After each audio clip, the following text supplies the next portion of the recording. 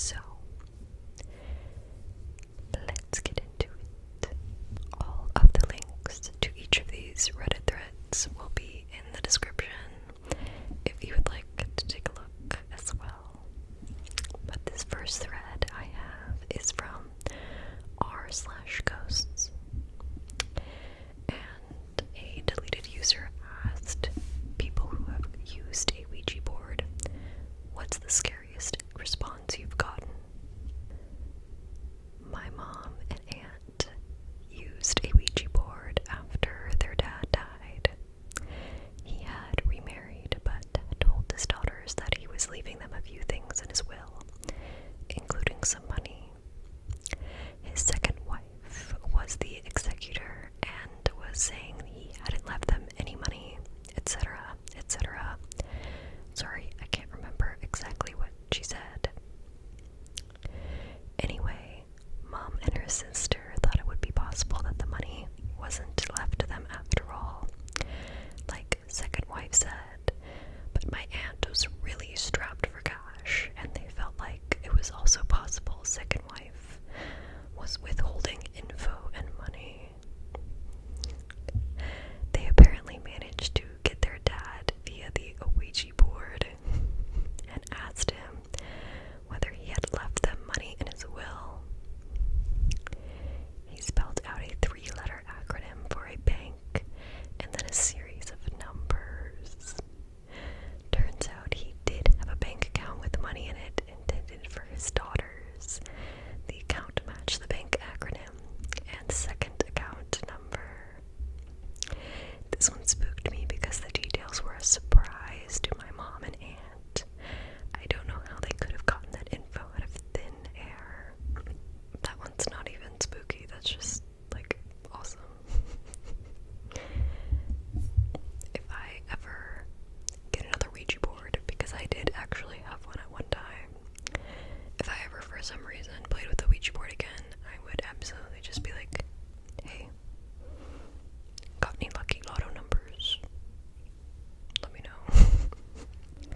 Okay, I read through this thread a little bit more under theirs, and apparently they didn't get access to the money, but still pretty cool.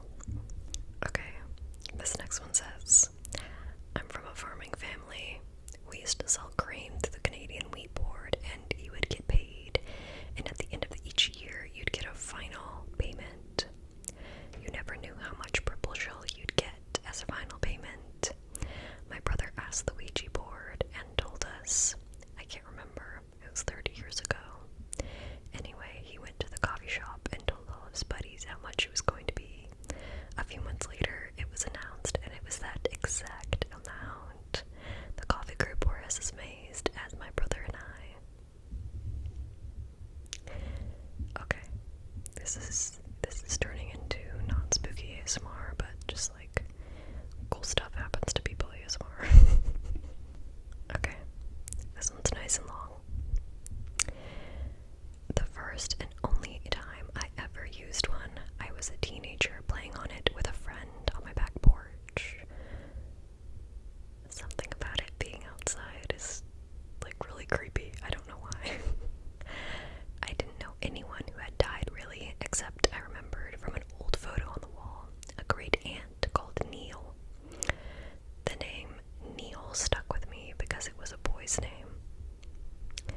So I try to talk to great aunt Neil, but when I speak I say it without hesitation or control. Aunt Connie. I thought, that's weird. I don't have an Aunt Connie. I try again and say, I'm trying to speak with, and mentally saying the word Neil. Aunt Connie. It was an involuntary response. Very weird, but we moved on and kept playing. When my mom got home from running errands, she asked how her game was going. I replied, it's fine, except I'm trying to talk to great Aunt Neil, but kept saying Connie, which was so weird because I don't have an Aunt Connie. I still remember my mom's face in that moment. It turns out I did have an Aunt Connie. She was a baby who died of SIDS decades before I was born. My mom almost almost named me after her.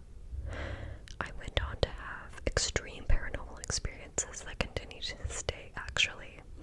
I think it opened a door that I haven't been able to close. Edit. The scariest things that have ever happened to me were from when I was a moody 15 to 18-year-old girl that seemed to really energize my surroundings, and lots of scary things happened. I saw people, heard my name whispered in my ear at night multiple times, heard footsteps daily, and heard a voice mimic my father's and walk around the kitchen. That one convinced me that we were broken into, and I stayed outside until my boyfriend came to get me. Of course, nobody there. My brother moved back into the family house after college and confirmed he also heard a voice mimic our father's and walk around the kitchen. He didn't offer this info. I had to pull it out of him over dinner years later. We independently experienced this and didn't know it. In college, I saw a girl standing over my roommate's bed, and in the middle of the night, I woke up the next day and was like, "Hey, who was that?" Ronnie was like, "Oh, hell no." She and I still talk about it to this day. We were on a sorority hall at the time, so I dismissed it initially. It only hit me a year later that I didn't recognize her or see her legs. The other weirdest thing in college was someone kept getting into bed next to me. Never touched me, but the mattress went down with their weight. That one spooked me. Absolutely freaking not. Do not get in my bed. I used to watch scary story videos all the time, and there was this one sleep paralysis story video I watched, and the girl was basically explaining that she was laying in bed and woke up into this sleep paralysis, and at the end of the bed was this girl crouching and staring at her. And ever since I heard that story, I have been deathly afraid of opening my eyes in the middle of the night to see a girl crouching at the end of my bed. So basically anything that has to do with beds moving at night. No thank you. No thank you. Okay, the next one says, remember they tell you not to do it alone. Well, I did, because it was the only way I could be sure no one was moving the coin. I did paper and coin instead of proper board and planchette. Talked to someone, male, who died. I asked why is still around, and it answered, car. Gave me a plate number, a name of wife, a local phone number. I started thinking this is so mundane, and it got kind of forceful.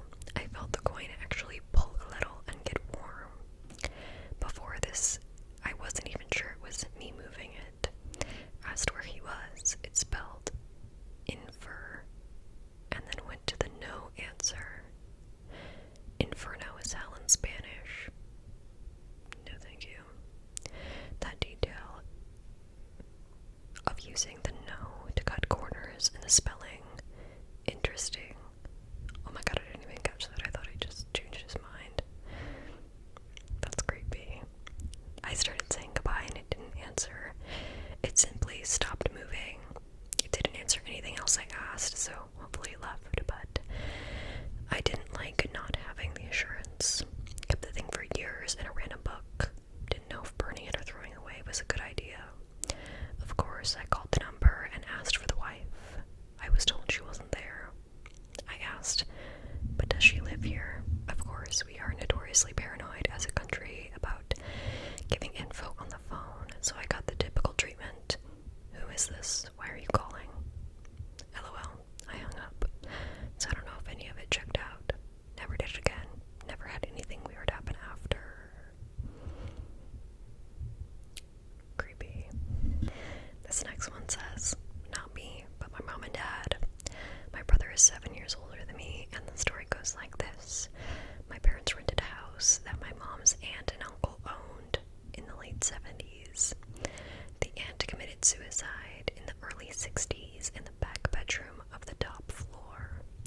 Shortly after my brother was born, they decided to use a Ouija board and try to contact her aunt. After a few questions,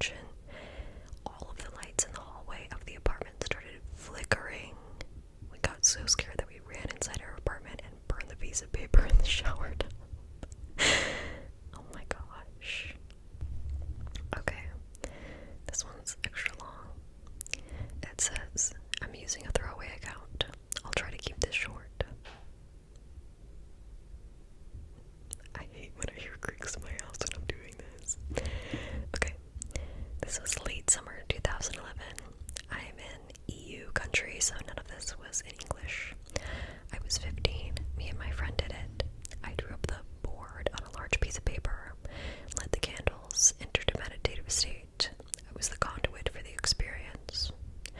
We used a small shot glass turned upside down. I don't remember the first question or how my reaction to it was when it first moved.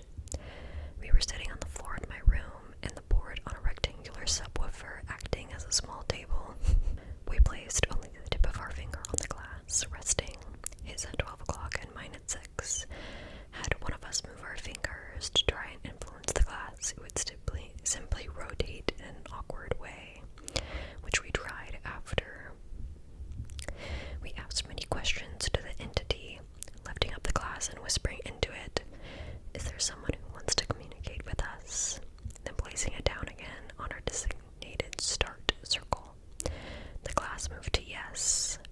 We asked for a name, and so followed a series of questions and answered. Lars died in 1947. He had no connection to the building. I don't recall if we asked him something more, but after that I said farewell and gave my thanks, as it felt to be mundane at the time. I then asked this very question, starting with 6 all the way up to 9. When I reached 9, it moved to no instead of the previous yes, so we settled for 8. Is there someone from the 8th dimension that we can communicate with? Yes. What is your name? ONKU. How old are you? It then proceeds to the move to the drawn-up numpad with 0 through 9 and quickly directed me to the glass across 6 figures, starting with 4, 3, then so on, meaning it was over 400,000 years old. Me and my friend then asked the entity a series of ridiculous and to us fascinating questions at the time, some personal, some scientific, etc. It was all well and good. The communication was impressive to me. The glass moved with a sharp and clear intent for each answer, like someone grabbed the base of the upside-down glass and swiftly moved it to each letter, sometimes spelling words so fast we couldn't keep up and lost the meaning, but I wanted something more. Can he show us a visual sign? Yes. I didn't want anything happening inside my room, so I asked, can he show us outside if we go out on the balcony? Yes. Should we go outside now? No. We asked some more questions, unrelated, and after about 5 minutes or so, I asked again, is it time for us to go outside now? Yes. Me and my friend stood up and went out to the balcony in a, alright, don't know what to expect, but here we go type attitude. It was almost bright outside. The time was 4 a.m. mid-August. The streetlights were off, but it was still early dawn. From our vantage point of a second-floor apartment, we noticed what we first thought was a rock behind a small shed across the road, to the right of the resident parking lot. We then realized that it's a black cat. It sat, mesmerized by something behind the shed, out of our view. It then moves to the left, our eyes following, until it's straight ahead of us. Just as it lays down under one of the cars, a white orb of light appears about 6 feet above the ground. It appeared out of nowhere. The orb itself was about the size of a basketball. The light was solid and pure. It was white, but did not reflect. It wasn't bright in the sense that it was fuzzy. It was bright like it was a picture, a puncture of matter / space-time. It made a quick floating swoosh / swing and was gone just as quickly as it had appeared. When it was gone, I looked at my friend to my left and looked at me stunned, with his mouth open, literally. We looked towards the same spot again, and it almost instantly appears again, like a confirmation that we did indeed see what we saw. This time it performed a longer swing / swoosh and came from the right instead. We stay amazed for about 10 minutes, then went back inside. Was the orb of light a sign I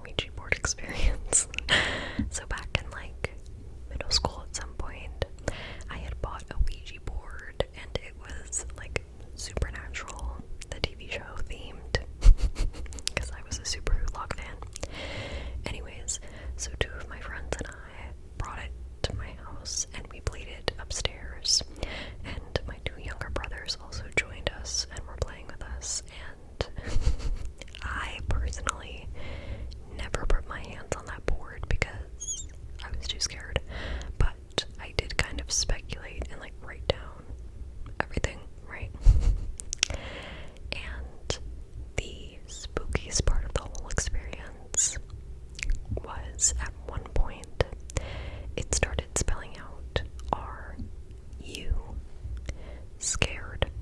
The full word scared. Over and over again.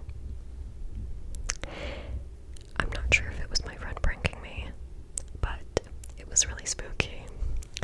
All of the other different Ouija board, like, connections we got, they just kind of spelled out random letters. Like, it was never anything that we could really hold on to. Like, when we asked for names, it would just give us 3 random letters that didn't make sense sequentially, and we never really got any definitive answers, except for that one part where one of the spirits we connected with started spelling, "Are you scared?"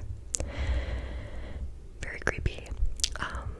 For the next few months after we did that, though, I started having weird paranormal experiences around my house. Like, things would fall off the wall randomly, things would tip over randomly. It was never anything super scary, but it was just kind of like things would just fall unexpectedly or without explanation, and eventually it just went away. So yeah, my family, a couple of my family members found out, and they were incredibly upset at me. I also ended up giving the Ouija board away to another one of my friends because I felt so uneasy sleeping with it in my room. Like, I could not sleep when I had it under my bed, so I had to move it into my closet, and even then I just felt really weird and unsettled, so I no longer have that in my possession. I owned it for maybe a month. Okay, I have one last story because it's getting really warm in my apartment. But this is from r/paranormal, and the thread is titled, "What's your most horrifying experience with a Ouija board?" It says, "My dumbass friends and I thought it'd be fun to convene with the spirits pretty much daily one summer. We'd regularly break out a homemade one to see how goofy we could get.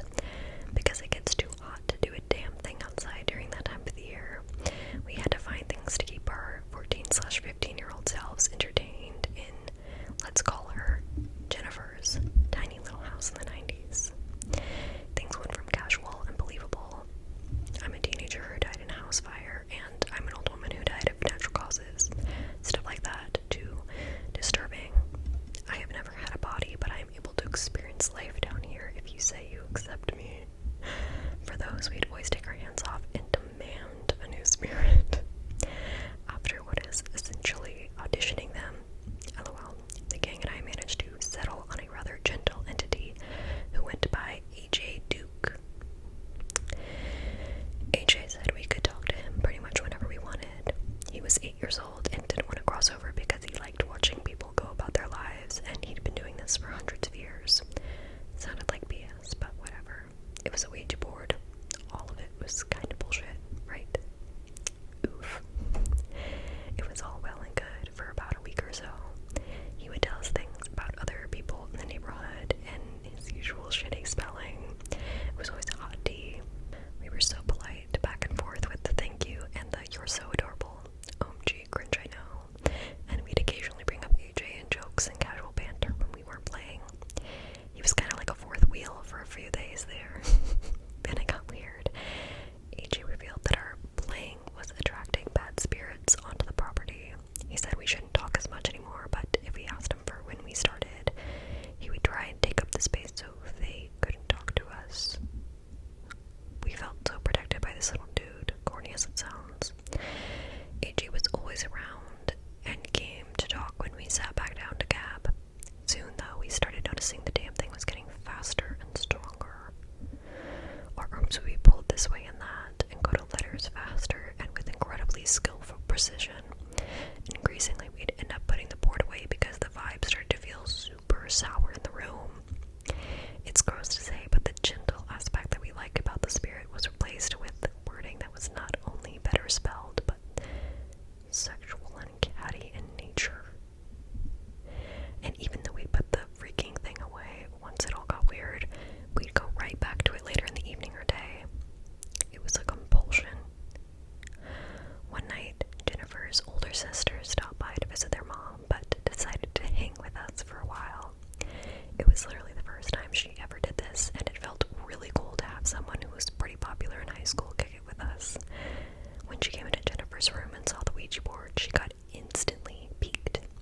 We showed her what we usually got up to, and she was skeptical at first. She said, "I'm gonna go in the hall and hold some fingers up. Let's see if the Ouija board can get it right." So she does, and one by one, it kept nailing it. You could see the smirk wipe off her face and go into something akin to fear. Then you could see the fear go into a desperate curiosity. She sat down and played with us, getting some gossip about their parents' divorce, and we didn't even think to ask about. It didn't take long for the sexual catty stuff to get cranked up. She was looking at us with a face that felt the air shift. When we did our usual bellyache and hands-off ritual over it, though, she protested. She thought this was when it really gets interesting. And what did the damn thing suggest when we do not do 5 minutes after we decide she might be right? It suggested we hold a seance. Guess what gang went along with it because school big sis got super excited at the idea. Sigh. So we did. The board told us to get a circle and hold hands, then call for the spirit to appear. Mind you, the Ouija board isn't spelling things out clearly. It'd be something like circle, hold hand, invite, and that's the good spelling. Anyway, we do so as instructed. Okay, I was curious. I was like, how was it telling you to do all this stuff? Got it. Nothing was happening at first, in spite of Big Sister's insistence that if you're here, show us a sign on repeat. Still, our big round eyes would not look around at one another. I'm not sure if we were hoping something would happen or if we were waiting for another to call it off. Nobody wants to be the ultimate nerd, though. We played our cards right. We might still be able to hang out with our crew as they smoked cigarettes between classes and generally looked beautiful and badass. If you're there, do something, she commanded. A newspaper clipping taped to my friend's mirror flickered and we all jumped, but she confirmed it was the ceiling fan and said it does that periodically. Phew. There's maybe another minute of Big Sister making demands, and I was certain someone was going to speak up and break the circle, but Big Sis dropped. If you're here, I give you permission to show yourself. Not a moment after she uttered those words did she leap off her feet and scream while pulling her shirt off. "Get off me," she screamed, and Jennifer immediately hopped up and pulled the cord to turn the light back on. Her big sister threw herself back first to the wall as though smashing an invisible something that was on her. I remember a single stream of spit hanging from her mouth as it hung open for a moment. It was just really odd to see a cool person looking decisively not, but I digress. It was fucking terrifying. She spun around and screamed, "What is it?" over and over, and just below her bra strap were 3 scratches